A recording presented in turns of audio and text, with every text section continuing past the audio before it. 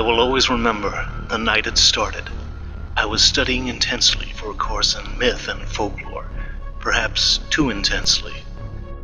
I'd been invited to a party at a friend's, and it was time to walk to the bus stop as I didn't have a car. I'd been alone in the house. My parents were away on a long, deserved trip. The material I was studying was dark, morbid, and I was a sensitive soul, no longer a boy, not yet a man. It stayed in my thoughts, draining color from the world. Winter had been warm that year, yet it was still dark and dreary, a raw mistiness that never quite developed into fog. I didn't feel the cold back then. Now it seems to have seeped into my bones, my very soul. Preoccupied with my thoughts, I barely noticed people passing. Not even the woman. I did not know her. I never knew her.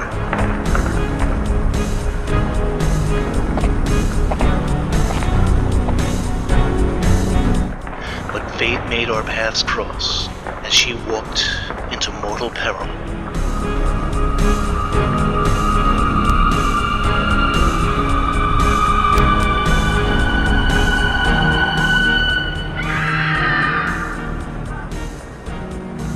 I heard the scream and I reacted instinctively. Never expected what I would find in that empty lot.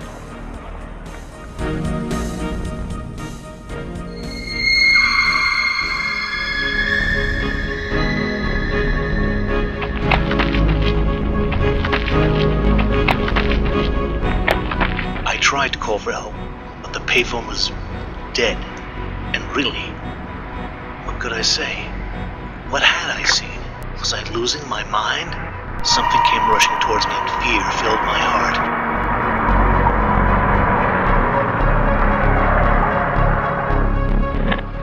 But it was my friend Vinny who had swung by in a last-minute borrowed car to offer me a lift to the party.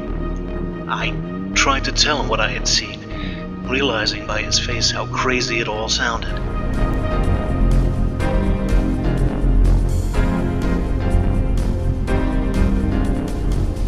We drove by the spot of the attack, but nobody was there.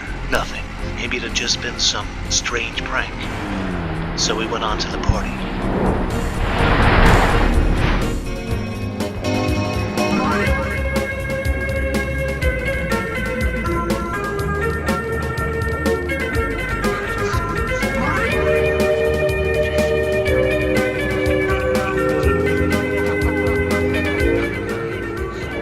I was glad to see my friends, and my spirits were lifted.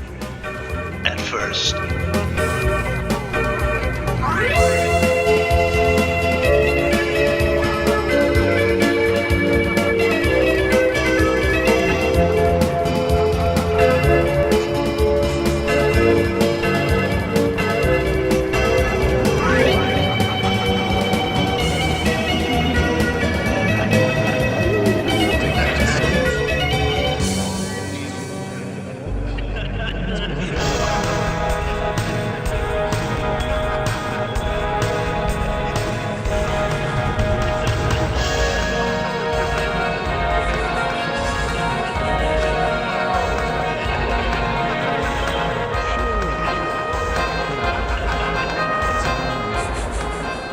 Yet soon I felt compelled to tell the story.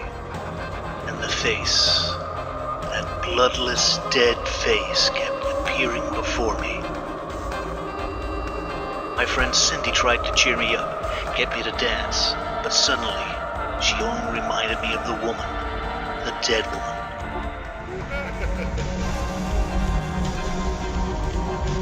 As the hours went by, I felt more and more alone, though at home surrounded by friends.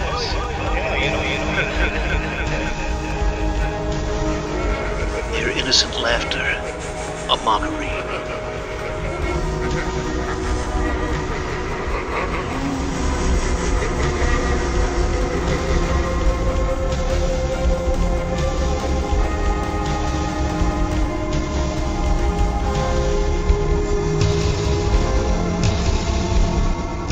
I called on Vinny to go, and he kindly agreed.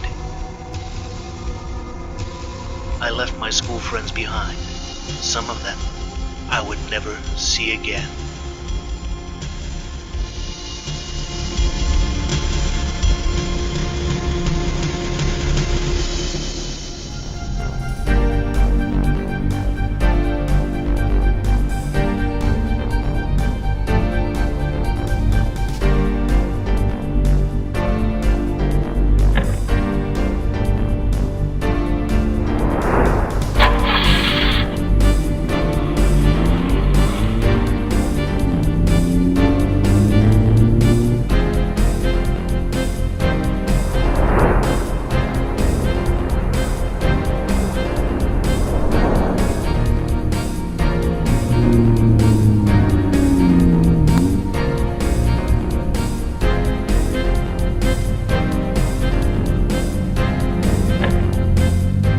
I was glad to be back home and wanted to be safe in my house.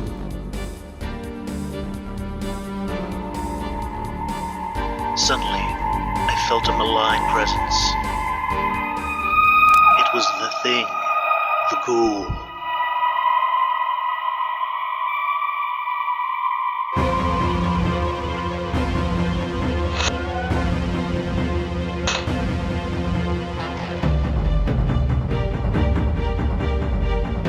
Struggling with the lock, I still marveled why it hadn't gotten me yet. It was laughing at my fear.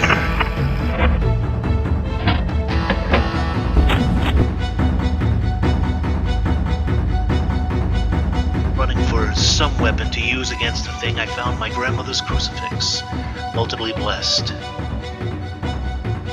But my faith was weak at best, and the undead thing knew it.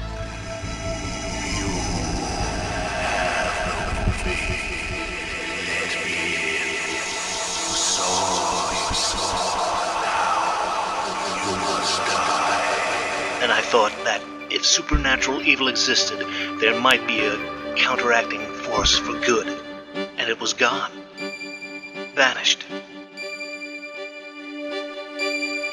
Relieved, but far from reassured, I kept the cross close to me, afraid to let go.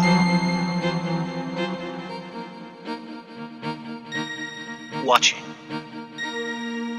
Waiting. Afraid.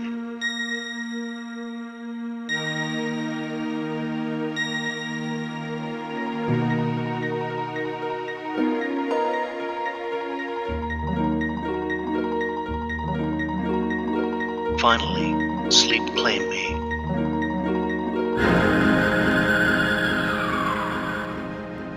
Day had come, the long night over at last. Had it been real? Had any of it happened?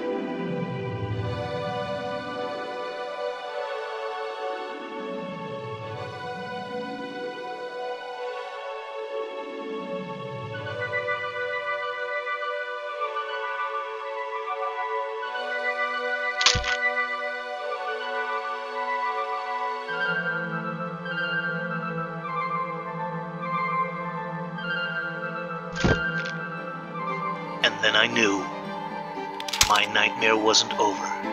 It had just begun. The year of the vampire was upon us.